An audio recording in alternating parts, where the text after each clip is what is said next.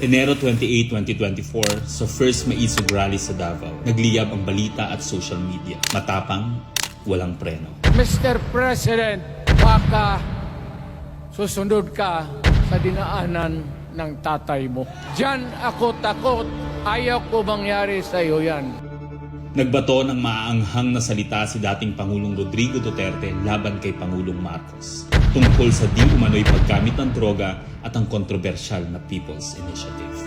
Sino man magsabi na walang paki ang Senado sa usaping ito, isa lang ang masasabi ko, walang gamot sa kakapalan ng mukha mo. Sa Senado, sa kapareho at sumunod pang mga buwan, si Senator Amy ang namuno. Pakialam sa PR, wala kayong pakialam sa PR, wala kayong pakialam sa PR. Siya ang unang nagtawag ng pansin. Siya ang unang nagtanong, para kanino ba talaga ang PI na yan? Marso 2024, sa kabila ng bangayan sa harap ng sambayanan, narinig natin si Pangulong Marcos. Matatag, matapang. The International Criminal Court has no jurisdiction over the Philippines as we remain to have a working judicial system and law enforcement mechanisms. Walang jurisdiksyon ang ICC sa Pilipinas. Sa sabong, nagpagpag siya ng balahibo. Ang hindi natin alam, paghupa ng alikabok ay nagsimula ng ilatag ang plano para muling sumabi sa ICC.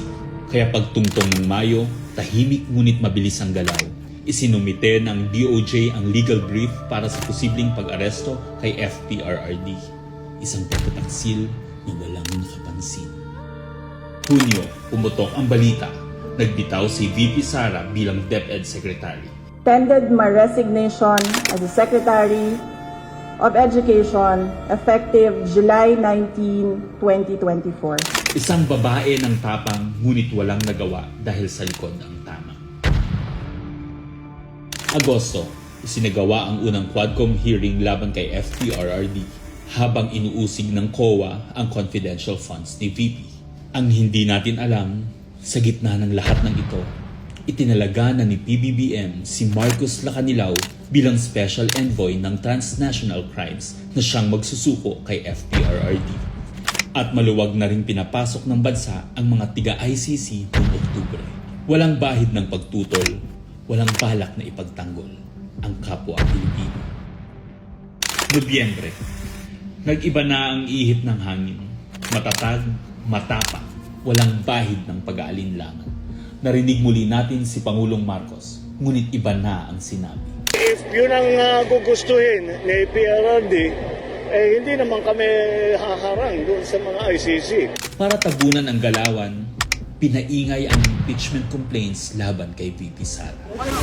The Office of the Secretary General will transmit the two impeachment complaints filed against Vice President Sara Duterte. Kahit pa nagkaroon ng INC rally noong Disyembre, naidiin pa rin ang impeachment sa Kongreso. Planado na rin ang pagpirma ng questionableng 2025 budget kahit bat-bat ng anomalya. Enero 25, 2025, sinimulan na ang Oplan Tugis o Operation Pursuit, ang lihim na operasyon para hulihin si Duterte. Pagsampa ng Pebrero, nag-apply ng arrest warrant ang ICC prosecutor. Isang tahimik na pag-uusig habang tayo'y pinaiikot ng mga rally at press release. Marso, muling nilinlang ang bayan. Humingi daw ng 60-day extension ang DOJ para sa EJK report noong Marso 6. Pero ang totoo, nakabinbin na ang arrest warrant mula sa ICC chamber Marso 7 hanggang 10. Ang hindi natin alam, Marso 11, 2025, sa kanyang pagbalik sa Pilipinas, hindi pa man bumababa ng eroplano si FPRRD, isinagawa na ang pag-aresto. Maingay ang paligid, magulo, pero ang dating Pangulo ay nanatiling kalmado. Isinakay siya papuntang The Hague alas 11 ng gabi. Kasama sa eroplano si Marcos Lacanilao, ang nagkanulo, ang nagsuko. Pero kanino ang sisi? Sa mga utusan o sa nag-utos?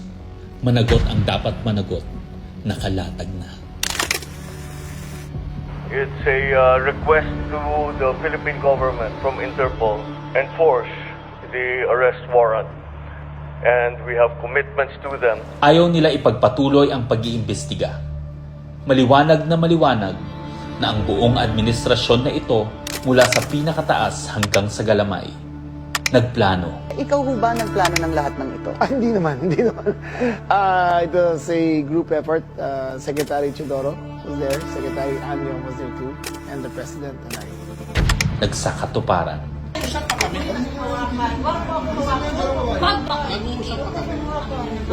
Kayo mga Wag mo hawakan yung nanay ko! Nagkagulo. Tayong magawa, wala tayong magawa dahil mismo ang Nagtakpanan. Mamili ka. Kapag warrantless arrest, edi may period. Kapag may warrant, walang period. I'm being cautioned by the DOJ, ma'am, that it may be sub judice already to discuss that because of the habeas corpus pending in the Supreme Court. Ngunit lumabas ang buong katotohanan. Ganito pala ang bagong Pilipinas. Hindi man lang natin alam. Tahimik ang pagtataksil. There was no red notice and what was issued was merely a diffusion. Tahimik ang pagwasak. Paliwanag mong maigi, representative ka ba ng Pilipinas or representative ng Interpol? Pipili ka lang. Nirepresent ko po ang Interpol NCB Manila. So mali itong papel na to. Harapan ang pagtalikod.